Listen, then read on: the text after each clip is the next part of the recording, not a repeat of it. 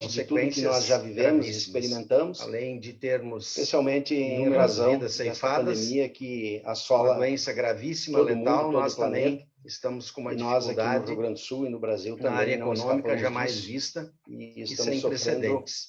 consequências Então, por isso, a gravíssimas. FCDL, a Federação das Câmaras de Dirigentes Lojistas do Estado do Rio Grande do Sul, tomou esta iniciativa de nós nos aprofundarmos um pouco nas soluções que podem estar ao nosso alcance e soluções de aplicabilidade e que nós podemos rapidamente fazer com que os nossos negócios sejam protegidos.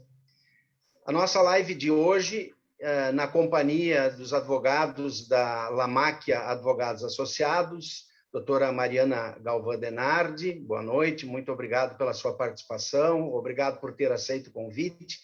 Doutor Carlos Hulbrich, que também trabalha na área empresarial e que presta serviços à FCDL, e um dos sócios da Lamáquia Advogados Associados, doutor Rodrigo Dornelles. Muito obrigado a vocês dois também por terem aceito o nosso convite e por estarem nessa noite, então, disponíveis para esclarecer dúvidas e especialmente nos apontar caminhos sobre a recuperação judicial como alternativa para mantermos as nossas empresas em atividade. Nós avançamos bastante, avançamos com o governo do Estado, o governador Eduardo Leite aceitou as nossas propostas de flexibilização da bandeira preta e nós estamos durante a semana trabalhando, então, como se bandeira vermelha fosse, logicamente que dentro de todos os protocolos que foram orientados e designados pela Organização Mundial da Saúde, pelo Ministério da Saúde, pela própria Secretaria de Saúde do Estado. No entanto, ainda com uma dificuldade enorme, que é o funcionamento nos sábados. Os sábados, todos sabem, de que é o dia principal para o varejo e aonde nós temos condições de dar uma atenção maior aos clientes também e aonde nós temos o pico das vendas da semana e os sábados sempre são os dias de maior produtividade no varejo.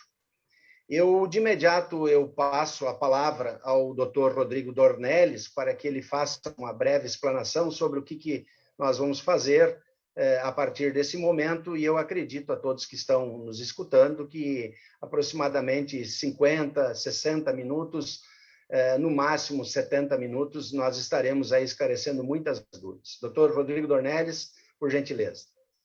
Boa noite a todos, especialmente boa noite, presidente Vitor. É uma satisfação ter a incumbência de tratar um tema tão importante nesse momento. Então, desde já, nós agradecemos, e eu agradeço em nome de todo o escritório Lamáquia, a diretoria da federação e todas as CDLs por nos possibilitar tratar dessa matéria que hoje tem sido tão relevante. Esse momento se trata de um momento de superação. Dezenas de empresas, hoje no estado do Rio Grande do Sul, passam por momentos de dificuldade, em especial de dificuldades no mercado. E a FCDL tem sido e está atenta a essas dificuldades. E a diretoria da federação, antes do que nunca, tem prestado apoio a todos os lojistas. E nós, como jurídico da federação, temos recebido um número significativo de questionamentos sobre esse momento de crise, e, em especial, essa ferramenta que nós temos disponível no meio jurídico, que é a recuperação judicial. Nós temos recebido ligações de empresários que estão pensando em fechar os seus comércios, empresas que não veem alternativas de manter os seus negócios. E essas declarações, elas têm sido recorrentes. Não, diuturnamente, a equipe do escritório Lamáquia tem recebido esse tema para analisar e fazer considerações. Então, presidente, a recuperação judicial, ela é uma ferramenta importantíssima, como uma porta para se manter a negociação entre credores e devedores e superar esse momento de crise, né? Ao longo do debate, nós vamos abordar alguns aspectos importantes da recuperação judicial e alguns receios que são enfrentados pelos empresários. E estão nos acompanhando nessa live a doutora Mariana Bernardi, que é pós-graduada em Direito Empresarial, especialista na matéria, e nossa advogada do escritório, coordenadora da nossa equipe de Direito Civil e Empresarial. Também, como o senhor já anunciou, presidente Vitor, está conosco o doutor Carlos Ubrich, formado em Direito, especialista em recuperação judicial, com vários cursos, foi procurador também de grandes bancos no estado do Rio Grande do Sul e acompanha essa matéria há bastante tempo. Presidente, eu não vou me estender muito, lhe devolvo a palavra e quero agradecer novamente a diretoria da Federação por essa oportunidade e iniciativa. Tá bem, muito obrigado, doutor Rodrigo, e de imediato nós vamos ao assunto e eu gostaria de iniciar, então, com uma pergunta para a doutora Mariana, de que forma e qual o objetivo deste processo de recuperação judicial?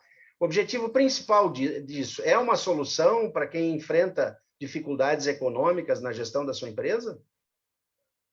Boa noite, presidente Vitor.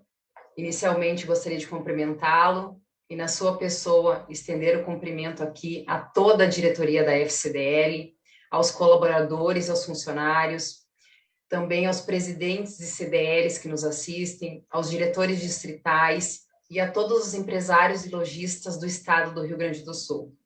Aproveito também para cumprimentar os meus colegas debatedores dessa live hoje, o Dr. Rodrigo Dornelles e o Dr. Carlos Ubrich Júnior, bem como também cumprimentar o Dr. Cláudio Lamáquia e, na pessoa dele, toda a nossa equipe da Lamáquia Advogados, que devem estar nos assistindo, e ao público em geral. Bem, presidente Vitor, já iniciamos com esse tópico, que é o objetivo da recuperação judicial. Quando montamos essa live, quando pensamos em construir esse bate-papo, a ideia é expor de forma muito prática o universo que envolve a recuperação judicial e quais são as peculiaridades, pois não é novidade o momento difícil, o momento de crise, a retração econômica que tanto o Rio Grande do Sul, o Brasil e o mundo vem enfrentando com a questão da pandemia da Covid-19. Então, essa ferramenta da recuperação judicial, ela vem se revelando de extrema importância às empresas para justamente tentar manter as suas atividades econômicas. Então, antes de ingressarmos de forma muito pontual no objetivo, é importante que se faça um breve histórico sobre o Instituto da Recuperação Judicial, para que os ouvintes entendam como a questão da RJ, e aqui vamos tratar a recuperação judicial como RJ, como essa questão ela era tratada no Brasil antes do ano de 2005. Então, a lei que rege a RJ hoje é a Lei 11.101. E essa lei, ela trata tanto da RJ quanto do processo de falência, o processo falimentar das empresas. Até o ano de 2005, a questão da falência das sociedades empresárias, ela era tratada por um decreto-lei de número 7.661 do ano de 1945. E esse decreto, ele tratava também da conhecida concordata. Acreditamos aqui que todos os senhores já tenham ouvido falar, né? A empresa pediu concordata. Era muito comum ser mencionado esse termo, né? A empresa pediu concordata. Com o passar dos anos, a legislação de 1945, ela começou a se tornar incompatível com a realidade da economia nacional. Então surgiu a necessidade de se criar uma nova lei, uma lei que se adequasse à situação contemporânea, ao crescimento econômico que o Brasil vinha incidindo, e também que a nova lei atentasse para a importância da empresa e do empresário para a sociedade, e, como consequência, a manutenção dos empregos e tudo aquilo que é gerado com a atividade econômica. Então, considerando-se que o Instituto da Recuperação Judicial ele já fazia parte das grandes economias mundiais, que o deputado Oswaldo Biolchi fez esse projeto de lei. E o principal intuito do projeto de lei do deputado Oswaldo Biolchi foi realmente propor a substituição da concordata, da conhecida concordata, pela recuperação judicial. E a concordata era, até então, o modelo, a forma de acordo que a empresa devedora tinha para chamar os seus credores e tentar negociar as suas dívidas. Então, foi com esse movimento do deputado Oswaldo Biolchi que a Lei 11.101 ela foi aprovada. Hoje não se fala mais em concordata, mas sim recuperação judicial, e a falência também ela continua sendo utilizada. Mas hoje, a nossa live aqui, o nosso bate-papo, é focado na recuperação judicial. E a RJ, ela é um mecanismo que visa auxiliar as empresas e os empresários que se encontram num momento de crise, de dificuldade financeira, a superar esse momento. E a especial preocupação é também a manutenção dos empregos, a preservação da empresa, a sua função social e, ao fim, se garante também que os credores recebam o seu crédito, talvez não 100%, como nós vamos expor mais adiante, mas eles também têm interesse em receber. Outro ponto importante, recentemente, em 24 de dezembro de 2020, ocorreram alterações na Lei 11.101. Foi promulgada a Lei 14.112, com algumas alterações importantes, que nós também vamos abordar hoje. Então, é justamente a partir dessa realidade, do momento atual de dificuldade e de crise imposto pela pandemia da Covid, pelas restrições decorrentes de alguns decretos dos governos do Brasil, que essa medida, o pedido de recuperação judicial, ele tem se revelado muito interessante, necessário, uma verdadeira alternativa para as empresas manterem as suas atividades. Claro, desde que cumpridos alguns requisitos legais, porque a lei traz alguns requisitos, nós vamos expor isso aos senhores, e assim viabilizar que a empresa recupere o fôlego, né? Como popularmente falamos, a recuperação judicial, ela é o período que a empresa precisa parar, verificar, ligar a luz vermelha, precisa arrumar a sua casa, se reorganizar economicamente, recuperar a sua saúde financeira e aí seguir com as suas atividades. E para finalizar, quanto ao objetivo, a gente destaca que é justamente um dos princípios da recuperação judicial é o da preservação da empresa, para que ela, então, efetivamente cumpra a sua função social e todas as demais consequências positivas do exercício das atividades econômicas.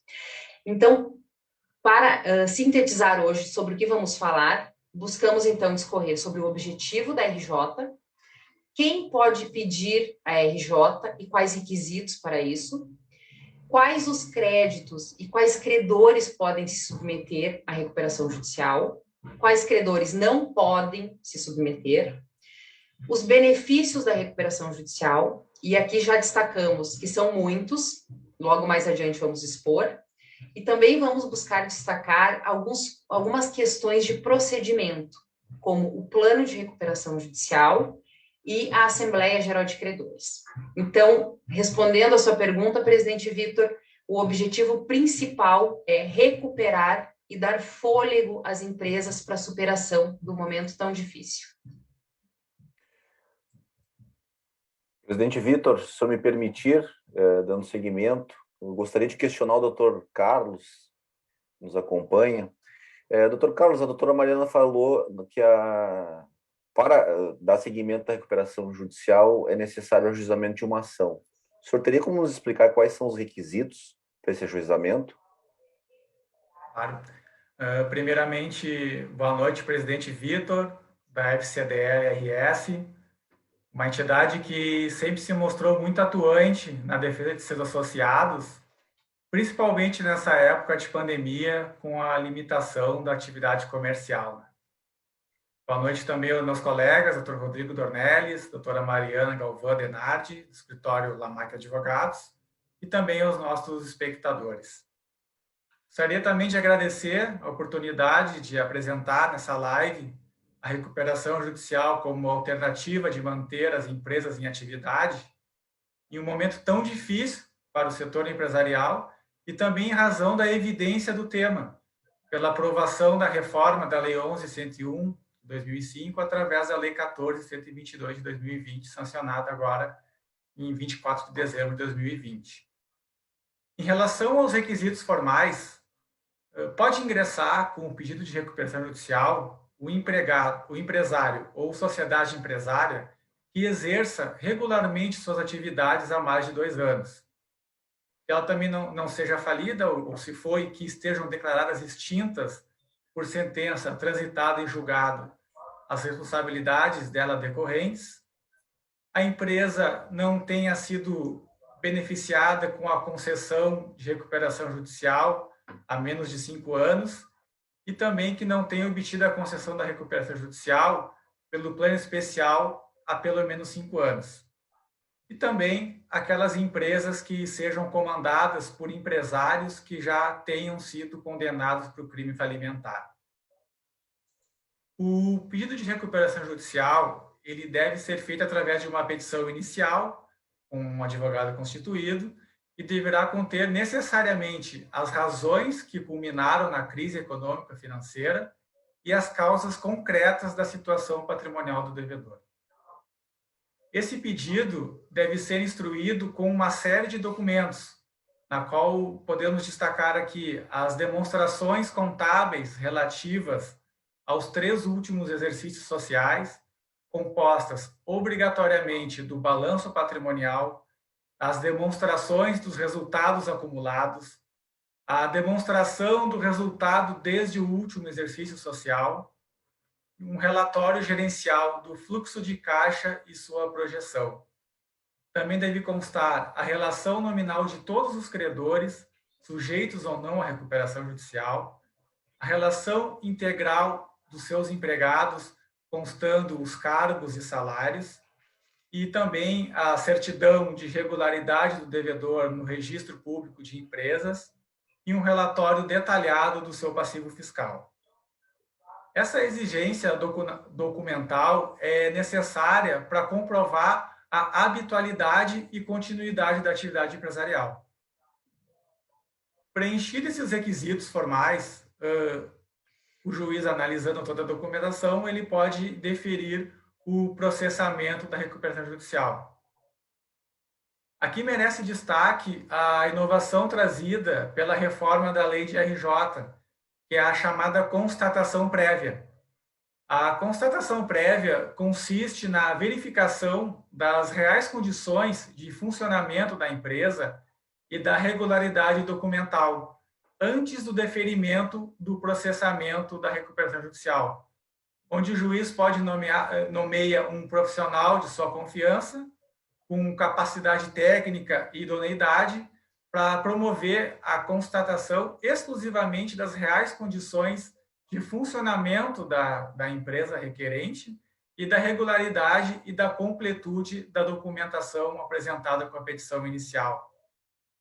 Esse profissional terá o prazo de 5 dias para apresentar um laudo de constatação das reais condições de funcionamento do devedor e a regularidade documental.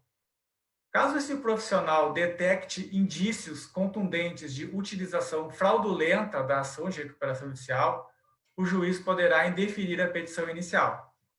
Em caso de não apontamento de nenhuma irregularidade e a conformidade dos documentos, o juiz, então, deferirá o processamento da recuperação judicial. Para finalizar esse tópico, registro que a constatação prévia é uma opção do juiz e não uma obrigatoriedade, e vai depender muito da análise inicial do juiz do processo. Doutor Carlos, o senhor falou em créditos. E quais são os créditos que se sujeitam à recuperação judicial? Bom, um dos requisitos para o juizamento da RJ é a juntada da relação nominal de todos os credores, sujeitos ou não à recuperação, subentendendo, então, que não são todos os créditos sujeitos aos efeitos da recuperação judicial. Em relação aos créditos sujeitos aos efeitos da RJ, a lei divide esses credores por 4 classes, de acordo com a natureza do crédito. Composta pela classe 1, onde ingressam os titulares de créditos derivados da legislação do trabalho ou decorrentes de acidente do trabalho. A classe 2, que é composta pelos titulares de crédito garantia real, como, por exemplo, aquele financiamento com garantia de hipoteca de um imóvel. A classe 3 é composta pelos titulares de crédito sem garantia, que não possuem preferência em relação aos demais, chamados de credores quirografários. E a classe 4 é composta por titulares de créditos enquadrados como microempresa ou empresa de pequeno porte. Nesse ponto, já finalizando esse tópico também, é importante destacar que o plano de recuperação judicial, onde será visto mais à frente, ele pode constar uma proposta de pagamento para cada classe de credor. E na Assembleia Geral de Credores, quando esse plano for levado à votação, cada classe vai votar somente em relação à sua proposta. E nós temos créditos não sujeitos? Sim. Em relação aos créditos não sujeitos aos efeitos da recuperação judicial, destacamos os créditos tributários. Esses não estão sujeitos à recuperação judicial. Aquele credor titular da posição de proprietário fiduciário de bens móveis ou imóveis, como, por exemplo, aquele contrato onde foi dado em garantia de alienação fiduciária um imóvel, um maquinário ou um veículo. Os débitos referentes a contratos de arrendamento mercantil também não estão sujeitos à recuperação judicial. E os proprietários ou promitentes, vendedor de imóvel, cujos contratos contenham cláusula de irrevogabilidade ou irretratabilidade, inclusive em incorporações imobiliárias, ou de proprietário em contrato de venda com reserva de domínio. Então, antes de devolver a palavra, apenas para reforçar que esses créditos não devem integrar no plano de recuperação judicial. E, doutor Carlos, sempre os empresários nos colocam, quando estão numa situação dessas um pouco mais delicada, como que eles fazem, então, com os débitos tributários? Quais são as alternativas? Sabemos que, em alguns casos, o maior débito existente da empresa que passa por uma crise financeira é o débito fiscal. Porém, para essas empresas, o procedimento da RJ pode se revelar inviável ou insuficiente para evitar a falência, pois os débitos fiscais não são sujeitos aos efeitos da recuperação judicial. O artigo 187 do Código Tributário Nacional expõe de forma expressa que os créditos tributários não são sujeitos a concurso de credores ou habilitação em falência e recuperação judicial. O principal fundamento do crédito tributário não integrar o plano de recuperação judicial é por tratar-se de um crédito indisponível. Deve prevalecer o interesse público sobre o interesse particular. Porém, em relação a essas dívidas fiscais com o Estado ou município, por exemplo, há possibilidade de adesão aos parcelamentos que esses entes federativos oferecem às empresas de recuperação judicial, a fim de que elas possam elaborar um plano, um acordo que, embora não contemple a recuperação, é necessário que haja no curso da recuperação esse equacionamento das dívidas tributárias.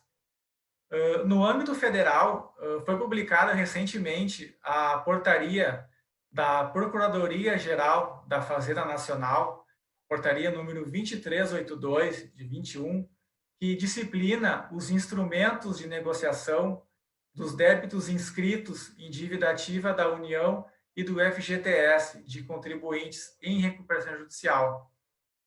Essa portaria apresenta algumas modalidades de regularização dos débitos tributários, de acordo com a Lei 10.522 de 2002, como o parcelamento, a transação ou o negócio jurídico processual, que, de acordo com a modalidade na qual a empresa possa se enquadrar, a previsão de pagamento em até 120 meses e para empresas de pequeno porte e microempresas em até 144 meses. Assim, para finalizar esse tópico dos créditos tributários, então, a Lei 11.101 de 2005, ela prevê, no artigo 57, que a empresa deve apresentar as certidões negativas de débitos tributários, após a aprovação, para depois o juiz conceder a recuperação judicial à empresa. Razão pela qual o ideal é que, com o ingresso do pedido de recuperação judicial, a empresa tente regularizar esses débitos tributários o quanto antes.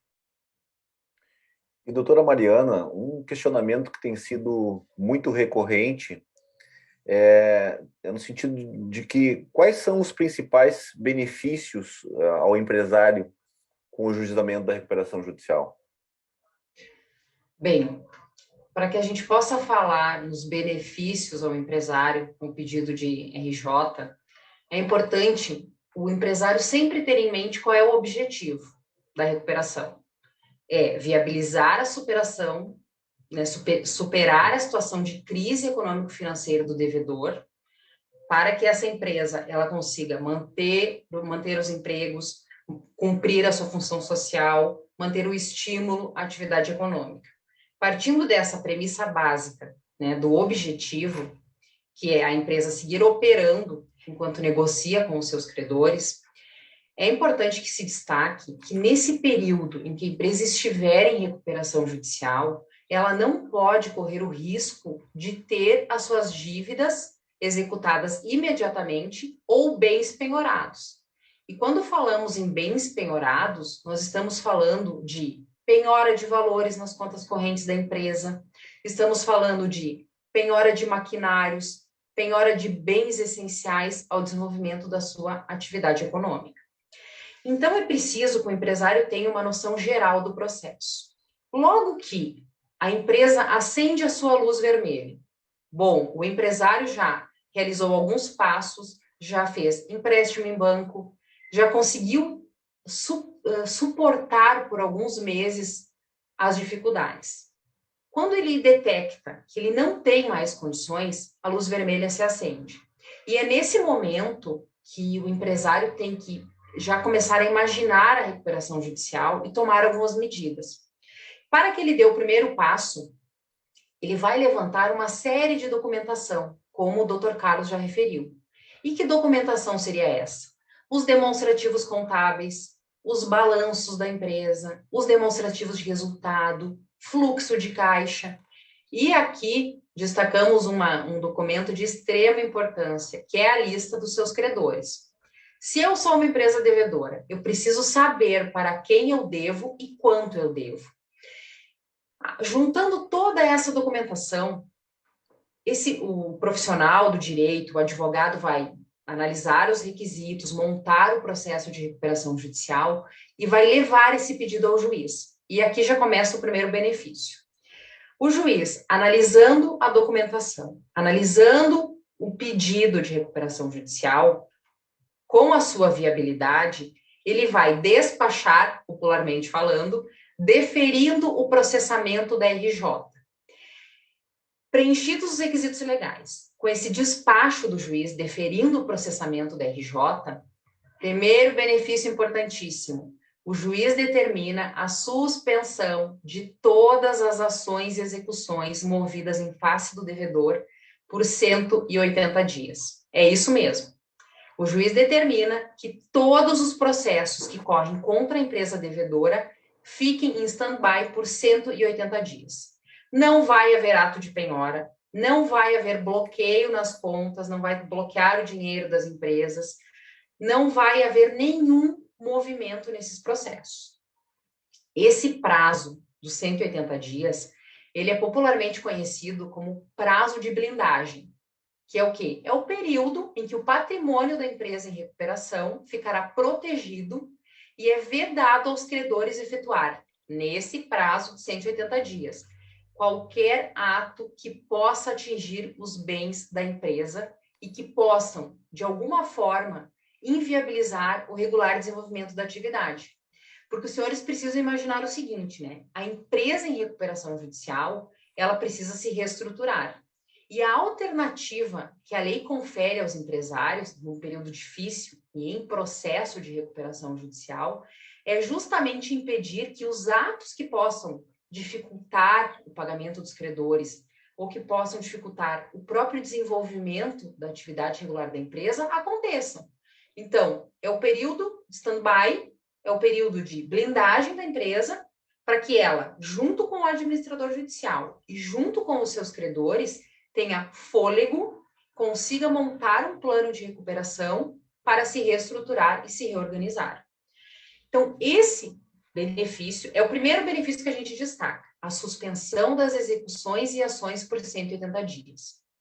Um outro benefício muito importante, no momento em que a empresa ingressa com pedido de recuperação judicial, de imediato já acontece, já obsta a decretação de falência.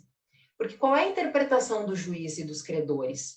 A empresa pediu socorro ao judiciário, a empresa está cumprindo os requisitos para a recuperação, então, consequentemente, eu estou em processo de recuperação. Isso veda que algum dos meus credores peçam minha falência. Terceiro benefício que podemos destacar, também muito importante e que salta aos olhos dos empresários.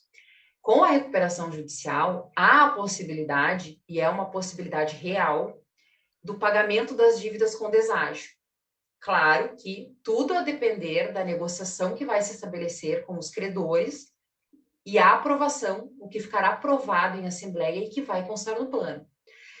Mas para que os senhores tenham uma ideia, a média histórica dessa questão do deságio, ela é de 20% de desconto em alguns créditos.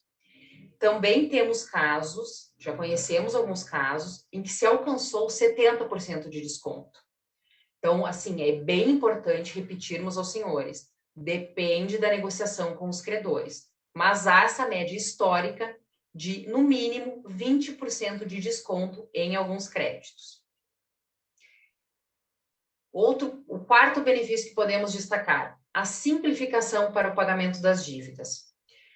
Podemos imaginar, e é uma realidade, os senhores sabem, que a empresa que não está em recuperação judicial encontra algumas resistências com os credores, né? O credor não está a fim de negociar, o credor imagina que a empresa tenha condições de pagar, ou está mais interessado em avançar contra os bens da empresa, tentar bloquear valores. Então, no processo de recuperação judicial, ele é um processo colaborativo. E por ele ser colaborativo, há uma tendência com os credores que a empresa devedora consiga renegociar com mais fluidez, consiga alterar as condições de pagamento. Então, além do desconto que nós já referimos, há a possibilidade que essas dívidas elas sejam também parceladas. Então, esse é outro benefício muito interessante no processo de recuperação judicial. Sempre temos que levar em consideração, então, qual é o objetivo, qual é a finalidade da RJ, preservação da empresa com ganhos para toda a sociedade. Então, nós buscamos, nesse ponto, destacar alguns dos benefícios. São várias vantagens que o empresário, que a sociedade possui com o ingresso da RJ, mas para finalizar esse tópico, cabe destacar que ela é uma oportunidade viável para a empresa sobreviver a esses momentos de crise, e os ganhos não são somente para a empresa, os ganhos são para toda a sociedade, porque, ao fim e ao cabo, busca-se evitar que essa empresa ela entre em processo de falência, feche as suas portas, e todos os senhores sabem, imaginam que ele é um processo muito mais moroso, um processo com consequências muito mais danosas, e com a falência certamente fica um passivo que se torna aí sem solução. E, doutora Mariana, a senhora falou esse período de suspensão. Como que se dá esse período de suspensão das ações e das execuções contra a empresa? Bem, então, voltando um pouquinho, né? A questão da suspensão, ela é conferida à empresa em RJ quando o juiz analisou o processo, verificou a documentação e constatou que a empresa tem condições para ingressar em recuperação judicial. É nesse momento que o juiz vai determinar essa suspensão. Ela é uma determinação expressa. o juiz determina por 180 dias que as ações e execuções fiquem suspensas. Qual é a providência que o profissional, que o advogado da empresa precisa fazer? Imediatamente ingressar em todas as execuções que estão em andamento contra a empresa e informar, olha, credor, olha, juiz, esse processo ele precisa parar porque a minha empresa, a empresa que eu represento, ela está em recuperação judicial, foi deferida a minha recuperação judicial. E o juiz da execução, o juiz do processo, ele vai acatar. Outra questão importante com relação à suspensão e que cabe ser destacada. Até 2020, então até 24 de dezembro de 2020, a lei não tratava de uma possível prorrogação desses 180 dias. Então, o que nós tínhamos até então? O prazo de suspensão era 180 dias e pronto. Não se falava em prorrogação. A jurisprudência, os tribunais de justiça do Brasil, em alguns casos, permitiam que esses 180 dias fossem prorrogados. E aí eu faço um destaque em quais condições o judiciário permitia essa prorrogação. Os senhores sabem que, deferindo-se a recuperação judicial, nos 180 dias, necessariamente, o plano de recuperação, e mais adiante vamos falar um pouquinho sobre ele deveria ser levado para discussão.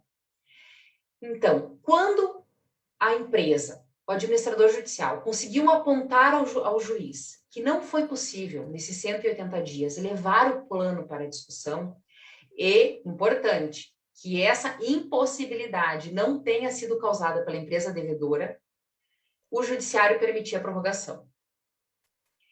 O que aconteceu? Com a alteração da lei em 24 de dezembro de 2020, hoje é expresso, há uma previsão expressa que o prazo de 180 dias ele pode ser prorrogado. Então não se tem mais dúvidas. Mas os requisitos permanecem. Para que haja prorrogação, a empresa, o administrador, precisam demonstrar ao juiz que o devedor não fez nenhum movimento proposital para ganhar esses novos 180 dias e não foi por culpa dele. Foi por acontecimentos que podem acontecer no decorrer da elaboração do plano de recuperação. Muitas vezes a empresa precisa de mais prazo para levantar dados, para alinhar com o administrador a questão do plano. Então, é comum que pode ocorrer essa prorrogação da suspensão. E, doutora Mariana, quais são os aspectos que mais preocupam os empresários? Bem, pela prática que nós temos, nós já imaginamos algumas situações, alguns fatores, né, que as empresas e que os empresários nos trazem. E algumas delas é com relação realmente ao ajuizamento. Devo ou não me submeter a uma recuperação judicial? Quais são as dificuldades que eu vou enfrentar? Então, assim, nós vamos trazer agora, de uma forma objetiva também, mas para tentar desmistificar o Instituto da Recuperação Judicial, essas questões. Voltando, né? Sempre com foco no objetivo. O empresário precisa ter sempre em mente qual é o objetivo da recuperação judicial. E o objetivo é uma oportunidade de salvar a sua empresa e recuperar a saúde financeira. E é justamente com base nesse foco que a RJ ela é uma alternativa viável. É uma alternativa palpável para a empresa, muito antes do que um processo de falência. Porque esse sim, o processo falimentar, ele é o chamado remédio amargo, né? Por todas as suas consequências. O processo de falência, além dele possuir muitos custos, não que a recuperação judicial ela também não tenha alguns custos, mas o custo-benefício da recuperação judicial tem que ser levado em conta pelo empresário. Na falência, há muitos desdobramentos, né? Uma diferença importante em recuperação judicial e falência é que a falência, ao contrário da RJ, ela pode ser requerida pelos credores. Então, os senhores imaginem que a empresa, o empresário que vem enfrentando dificuldades, que cogita, por exemplo, não ingressar com a recuperação judicial, ele corre um sério risco de ter a sua falência requerida pelos credores, ao contrário da RJ, Porque na RJ, somente a empresa, o empresário que se encontra em dificuldade, pode requerê-la. Então, aqui é um ponto que também precisa ser levado em consideração pelos empresários. Outro ponto desfavorável ao processo de falência. Dependendo do desenrolar da falência, dependendo da realidade da empresa, ela pode dar ensejo a um inquérito falimentar. E aqui estamos falando na seara criminal mesmo, para apuração de alguns crimes, porventura cometidos pelo empresário. Então, é mais uma consequência, mais uma diferença considerável e que conta pontos para a recuperação judicial. Outra consequência também do processo falimentar, da falência, o empresário, dependendo da conclusão do eventual inquérito falimentar, ele pode ser compelido ou até mesmo penalizado, impedido de exercer as suas atividades por um certo tempo.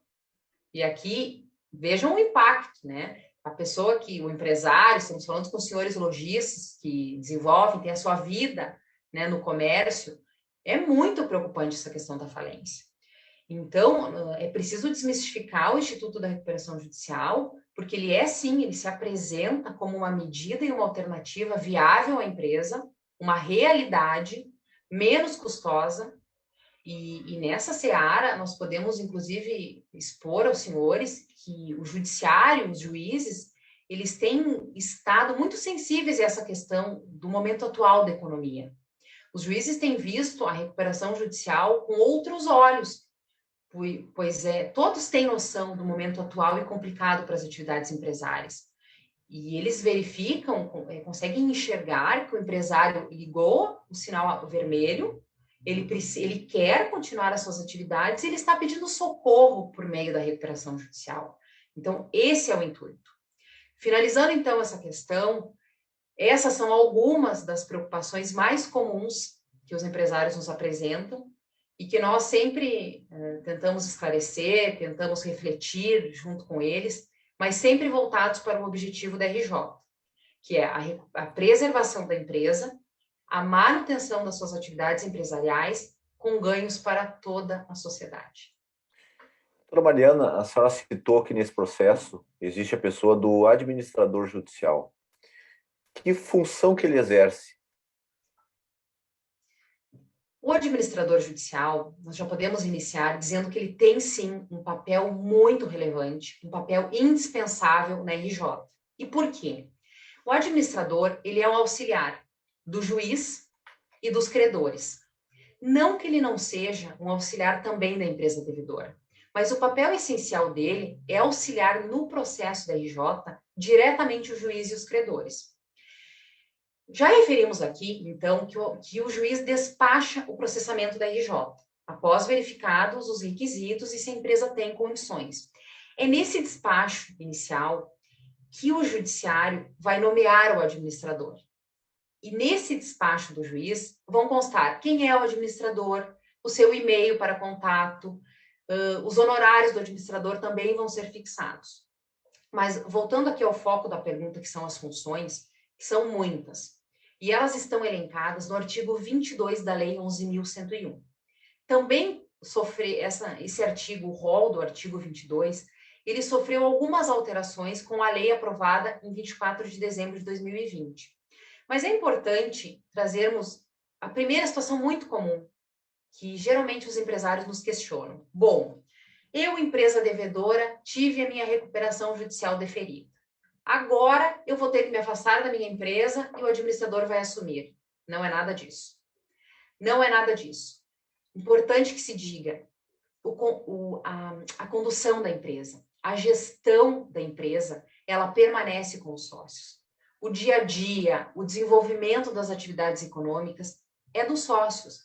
O que o administrador vai fazer é auxiliar. Em momento algum, o administrador judicial assume a condução da empresa. É importante que esse ponto fique muito claro para os senhores, pois é uma situação que gera preocupação no empresário e, às vezes, até por desconhecimento, por preocupação, barra uma ideia ou uma intenção de se ter a recuperação judicial. Então, não. O empresário permanece na administração da empresa. Os sócios permanecem administrando a sua empresa. Então, algumas atividades do administrador. é o administrador quem vai fiscalizar as atividades do devedor. Então, repetindo, a condução permanece com a empresa, mas o administrador judicial, ele tem esse poder de fiscalizar, de pedir informações, de pedir documentação para a sociedade empresária, para o empresário. Ele vai também fornecer informações aos credores, pois no momento em que a recuperação judicial é deferida e se publiciza, né, a empresa X está em recuperação judicial, o administrador judicial é o senhor fulano de tal, os credores estão vendo o que está acontecendo. Eles já entram em contato com o administrador. E aí começa uma troca de informações, eles querem saber o andamento do processo. Então, é a figura do administrador que vai ser o elo entre todos os envolvidos na recuperação judicial. Além disso, o administrador, ele também tem obrigações. Ele apresenta relatório mensal ao juiz sobre as atividades do devedor. Outro ponto que na prática é muito relevante, o administrador, ele vai manter um site na internet com todas as informações atualizadas do processo de recuperação judicial. Ele também disponibiliza um e-mail, né, um endereço eletrônico, e nesse endereço eletrônico, o administrador vai receber informações, pedidos, inclusive com relação às habilitações de crédito, que é outro sistema muito importante da recuperação judicial. E aqui cabe o exemplo prático, né? Quando a empresa entrou em recuperação judicial, ela apontou ao judiciário a lista de credores. Olha, os meus credores são A, B, C, D, E, o valor é XXX. Muitas vezes, a empresa aponta um valor, inicialmente, mas o credor lá na ponta, ele não concorda com aquele valor. E ele pode, por meio de documentação a ser enviada ao administrador judicial, comprovar e apontar qual é o crédito que ele entende devido. Então, o sistema do e-mail funciona muito bem com o administrador judicial. E para finalizar, destaco mais uma função muito importante do administrador. No momento em que o plano é homologado, mais adiante, vamos chegar nessa etapa, que o plano de recuperação ele é homologado, aprovado pelos credores, homologado pelo juiz, começa-se a fase de execução desse plano, que é o quê? A empresa devedora cumprir aquilo que ela conseguiu aprovação. E quem faz a supervisão é o administrador judicial.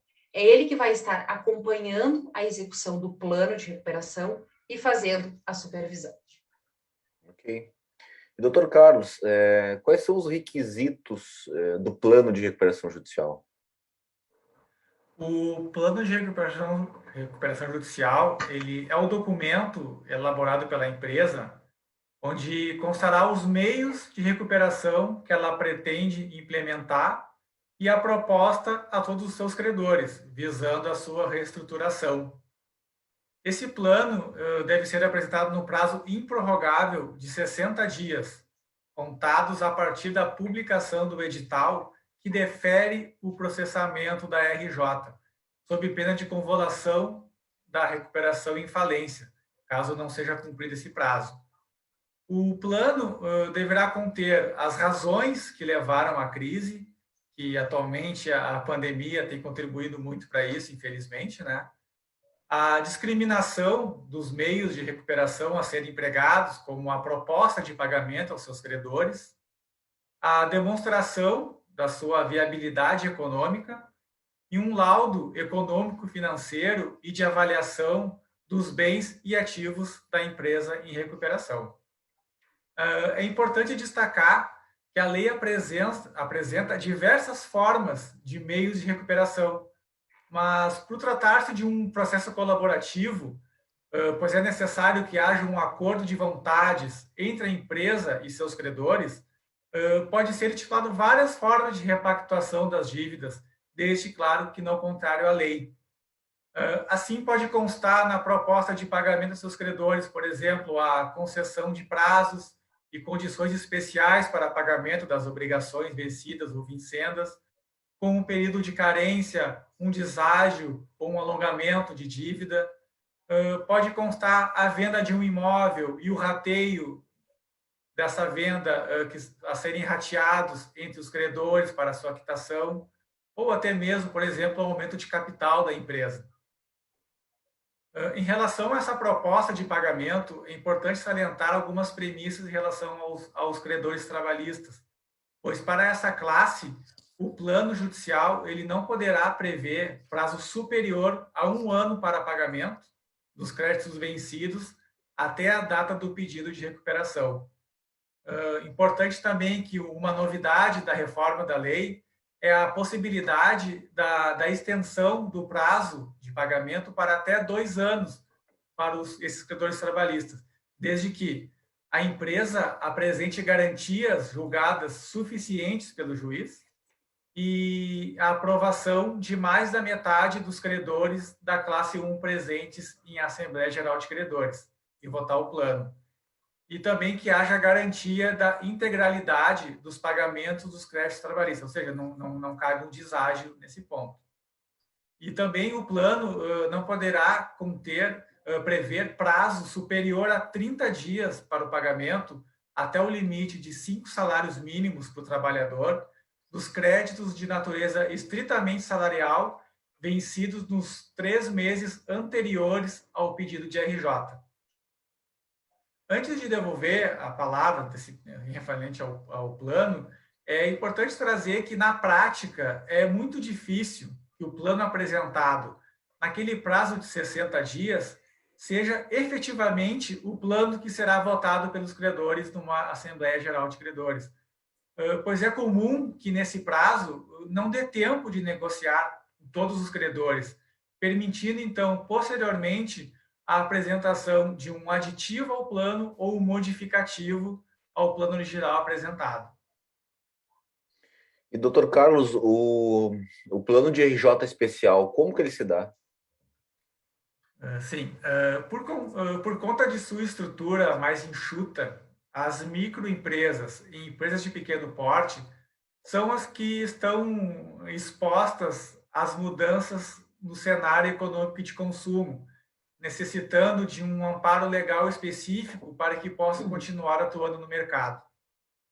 Então, para essas empresas enquadradas como microempresa ou empresa de pequeno porte, elas podem optar pela apresentação do plano de recuperação judicial especial, devendo manifestar a sua intenção, a adesão dessa modalidade, no ajuizamento da ação.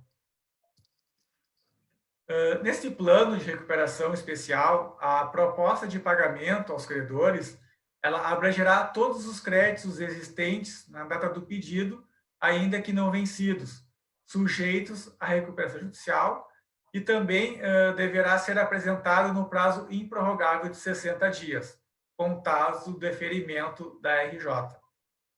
Nesse plano especial, a lei apresenta algumas premissas que deverão ser observadas, como o pagamento em até 36 parcelas mensais, iguais e sucessivas, acrescidas de juros equivalentes à taxa Selic.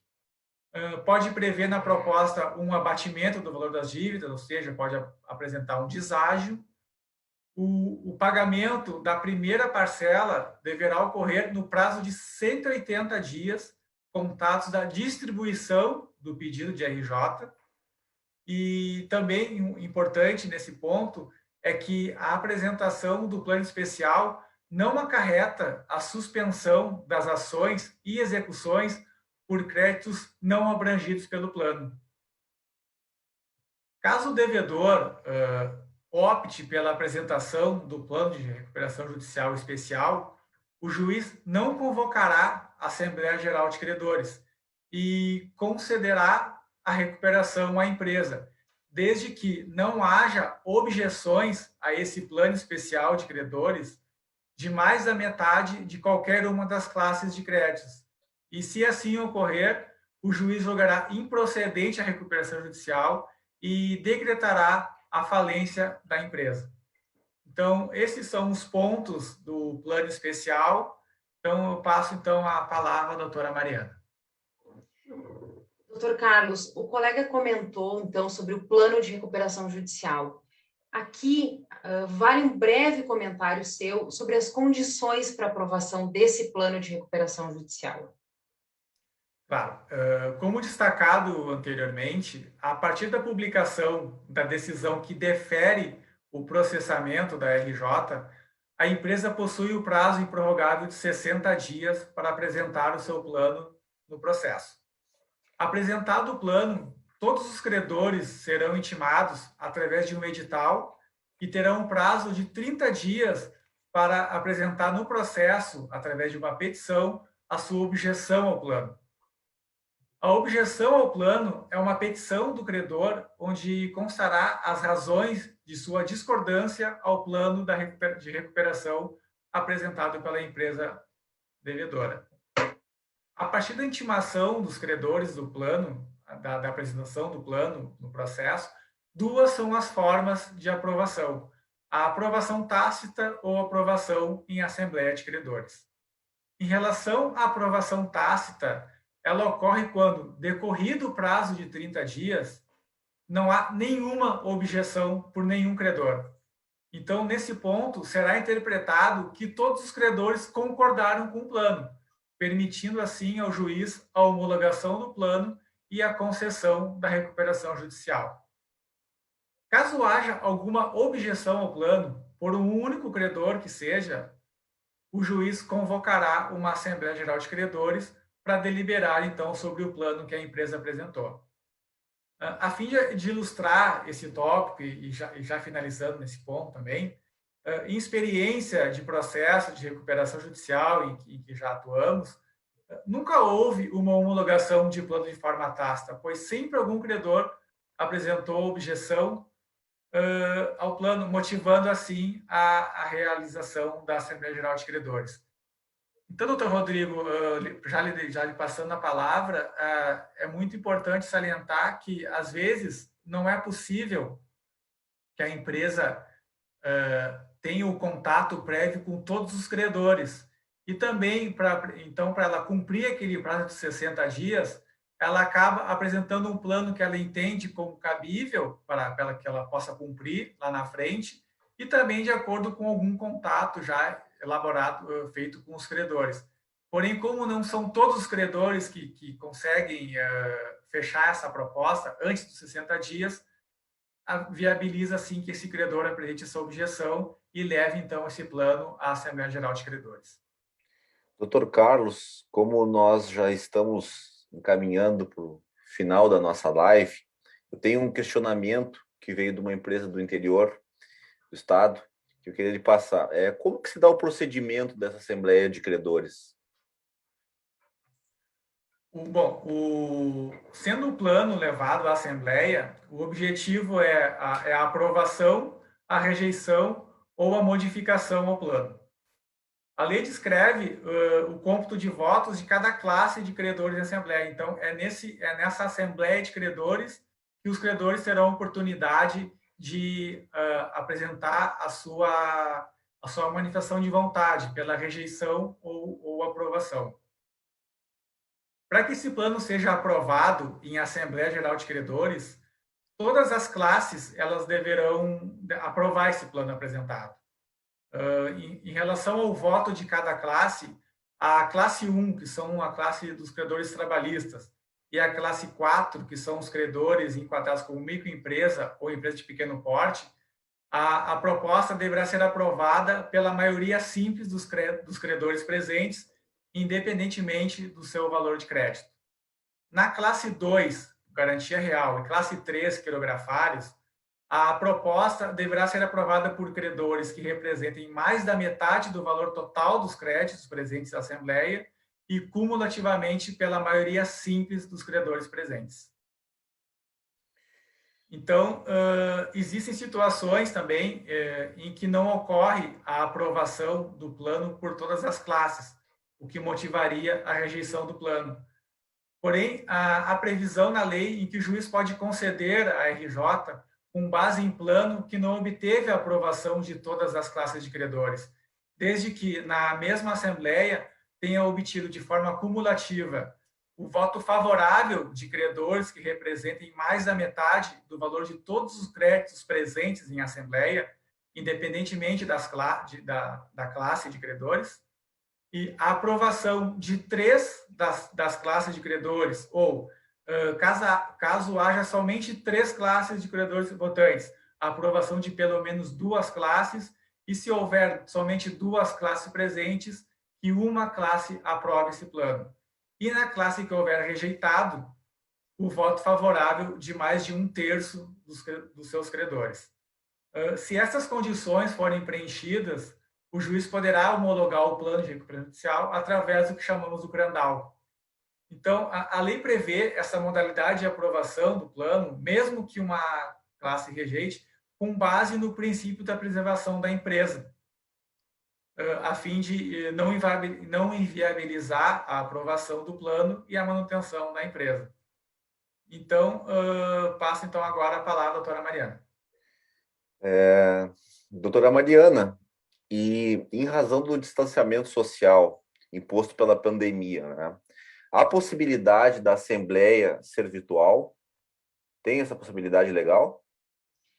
Bem, doutor Rodrigo, essa é uma das alterações muito importantes da lei, promulgada em 24 de dezembro de 2020. Até então, a lei nada referia, mas também não vedava. E até temos um caso prático, e aqui, sem me alongar, 2 segundos, vou fazer um comentário. O caso da construtora Odebrecht, como a lei só foi aprovada em 24 de dezembro de 2020, a construtora Odebrecht, em plena pandemia, deu andamento ao seu processo de recuperação judicial. E em março de 2020, quando ainda não se tinha a previsão expressa na lei da Assembleia Virtual. Mas então, foi atendendo a essa necessidade de que realmente a empresa precisa se movimentar, acelerar a aprovação do plano de credores, é que o CNJ, Conselho Nacional de Justiça, permitiu e recomendou a realização de Assembleia Virtual de Credores. Claro que sempre observando todos os prazos previstos em lei, todos os requisitos para a realização da Assembleia, e desde que o administrador, como supervisor do plano e do processo, confira aí um sistema de tecnologia seguro, pois é preciso que ele seja transmitido online e com toda a segurança possível e a participação dos interessados. Então, hoje é possível, sim, é uma realidade que veio a se adequar, né, é uma oportunidade que está se adequando à realidade atual. Estamos em época de pandemia, com recomendações de distanciamento social. Então, hoje é um grande avanço na lei e é uma possibilidade, sim. E, doutor Carlos, encaminhando aqui o último questionamento, quais seriam as consequências à empresa com a aprovação ou a rejeição ao plano de recuperação judicial?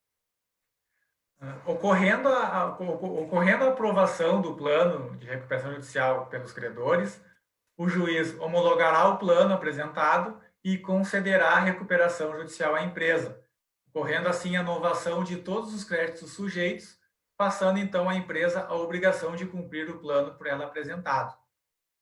Com a concessão da recuperação judicial, o juiz poderá determinar a manutenção da empresa em RJ até que sejam cumpridas todas as obrigações previstas no plano que vencerem até no máximo 2 anos depois de concedida a recuperação.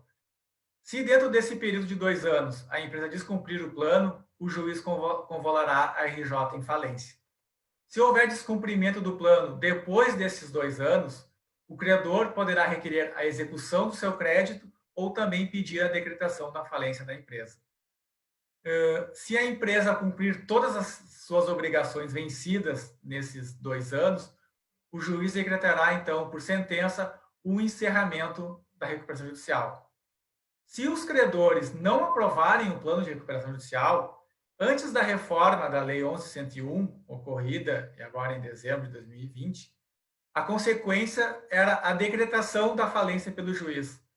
Porém, a novidade da reforma diz respeito à possibilidade de apresentação do plano de recuperação pelos credores da devedora. Nesse cenário, rejeitado o plano em Assembleia Geral de Credores, nessa mesma solenidade, o administrador judicial ele submeterá à votação a concessão de prazo de 30 dias para que seja apresentado o plano de recuperação pelos credores. A concessão desse prazo de 30 dias ela deverá ser aprovada por credores que representem mais da metade dos créditos presentes à solenidade da Assembleia. Se for aprovado a apresentação desse plano pelos credores, Para ele ser levado a votação em posterior assembleia, ele deverá ter o apoio de 25% do total dos créditos totais sujeitos à RJ, ou mais de 35% dos créditos presentes na Assembleia, que aprovou aos credores a apresentação desse novo plano. Ela também não pode significar uma imposição maior ao devedor e aos seus sócios, um sacrifício maior do que aquele que decorreria da liquidação na falência. E também não pode impor obrigações novas, não previstas em lei ou em contratos anteriormente celebrados aos sócios do devedor. Em caso de rejeição ao plano, seja o plano apresentado pela empresa, seja o plano apresentado pelos credores, como dito antes, o juiz então decretará a falência da empresa. Esse é um cenário que nenhuma empresa que decide ingressar com a RJ pretende que ocorra. E como a gente ressaltou ao longo dessa live, a recuperação judicial é um processo colaborativo. É um acordo de vontades entre a devedora e seus credores. E o plano deve contemplar uma forma de pagamento que permita a reestruturação da empresa, que passa por dificuldades financeiras, e também que atenda ao interesse dos credores, pois o objetivo é sempre a aprovação do plano de recuperação judicial. Então, feitas essas considerações, já devolvo a palavra ao Dr. Rodrigo e agradeço também, mais uma vez, a oportunidade de participar desse evento. Obrigado. Presidente Vitor, antes que o senhor encaminhe o encerramento, eu queria aproveitar para agradecer a doutora Mariana e o doutor Carlos pelas explanações.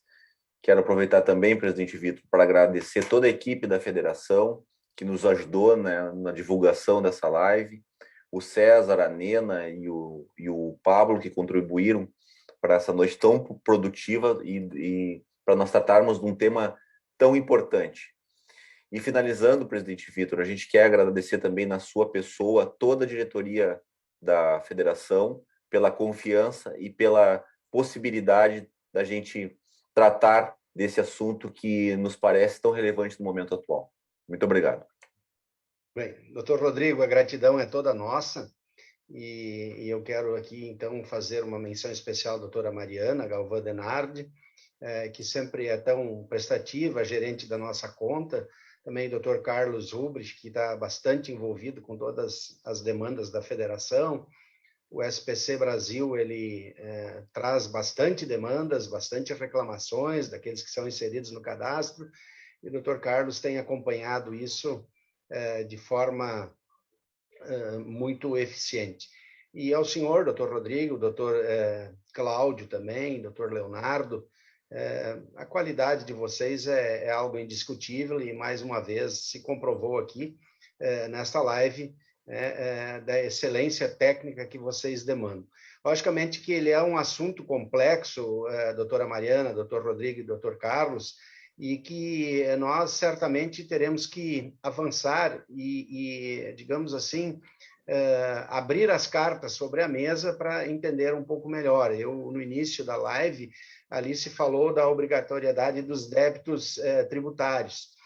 Agora, vejam bem, na situação que acontece hoje, aconteceu lá em 2020, foram 210 dias que nossos colegas, nós mesmos, tivemos as nossas portas fechadas por um decreto equivocado e que não conhecia o problema da pandemia e tomou essa decisão precipitada, ocasionando toda essa situação de caos, né? Eu vou ser um pouco exagerado, mas de caos que a grande maioria dos empresários estão vivendo. Então, se não há entrada de dinheiro, especialmente na micro e pequena empresa, se existe uma dificuldade de solvência dos compromissos, certamente débitos tributários existem, mas isso nós precisamos conversar, porque talvez existe a possibilidade de se acertar antes esses débitos, fazer um refis, talvez, e que a gente posteriormente pode falar nisso. Também a doutora Mariana falou que é uma lei que é de origem e de autoria do doutor Oswaldo Biolchi, que é da sua terra, né, de Passo Fundo, pai do Márcio Biolchi, meu irmão e amigo de muitos anos. Mas eu acho que está na hora da gente agora, em razão de toda essa situação, fazer uma demanda ao deputado federal Márcio Biol, que foi nosso secretário de Estado aqui, para que haja um avanço nessa legislação, né? Como, por exemplo, a questão dos débitos tributários, que muitas vezes depende do governo. Logicamente que aqui no Rio Grande do Sul eu acho que não teria problema nenhum da gente conseguir um refis, mas em alguns estados isso fica quase que impossibilitado.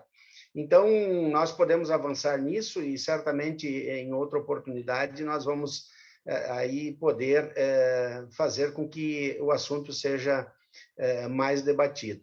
É bem interessante tudo que foi falado nessa noite. Claro que, tecnicamente, para nós que somos, eu sempre brinco, bodegueiros, somos comerciantes, algumas coisas a gente não entende. Por exemplo, o plano de contas, o planejamento também tem que se entender muito bem, mas que tem que ficar claro para os nossos colegas de que a gente não pode fazer um plano de contas e assumir um compromisso nesse processo maior do que a nossa capacidade de pagamento. E muitas vezes isso não pode ser entendido por algum fornecedor que acha que precisa receber antes. Então, é um assunto complexo e que a gente certamente vai ter outras oportunidades de debater. Então, agradecer a vocês mais uma vez, um grande abraço ao Dr. Cláudio, Dr. Leonardo, agradecer a nossa diretoria, que sempre tem nos apoiado e que tem estado junto em todas as ações. Ultimamente, as dificuldades do mercado são grandes e nós precisamos estar atentos para que a gente, em primeiro plano, faça com que as nossas entidades CDLs de todo o Estado sejam solventes, ou seja, que elas tenham condições de se manterem, porque uma entidade empresarial, ela defende os interesses do coletivo e a FCDL, ela defende o associativismo. Cada um, dentro desse contexto que faz parte das entidades, tem as suas empresas. As CDLs não são uma entidade privada, ou seja, onde os dirigentes vão para buscar lucros, ganhos pessoais ou atender algumas necessidades pessoais. E nós estamos aí encaminhando muitos produtos novos. Hoje mesmo estávamos trabalhando na questão dos cursos de qualificação, estamos trabalhando no Q-Comércio, na reformulação dele também, estamos avançando bastante em informações, novidades enormes virão aí, e na segunda-feira nós teremos a nossa assembleia também, onde assuntos muito importantes serão discutidos. Eu aproveito aqui para fazer o convite para que todos os presidentes estejam presentes.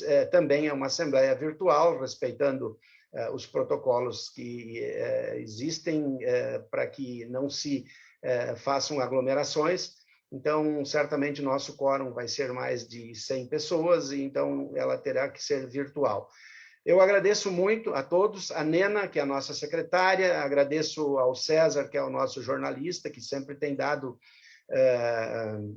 uma comunicação eficiente a todos, e também ao Pablo, que está lá em Viamão, se não me engano, isso, onde ele mora, e ele que está dando o nosso suporte aí para que a gente se comunique com o mundo. Então, muito obrigado, uma boa noite. O meu time está empatando, eu vi aqui no celular ainda, mas está como líder do Campeonato Gaúcho, então é uma alegria muito grande. Mas um grande abraço a todos, muito obrigado aos que nos apoiaram assistindo e prestigiaram este evento, e que Deus permaneça com todos nós, uma boa que as vacinas cheguem logo, e que cada um tenha aquela picada de abelha no braço, e que a gente elimine de uma vez por todas esse vírus. Uma boa noite a todos, muito obrigado. Boa noite, presidente. Boa noite. Nos apoiaram assistindo e prestigiaram este evento, e que Deus permaneça com todos nós, que as vacinas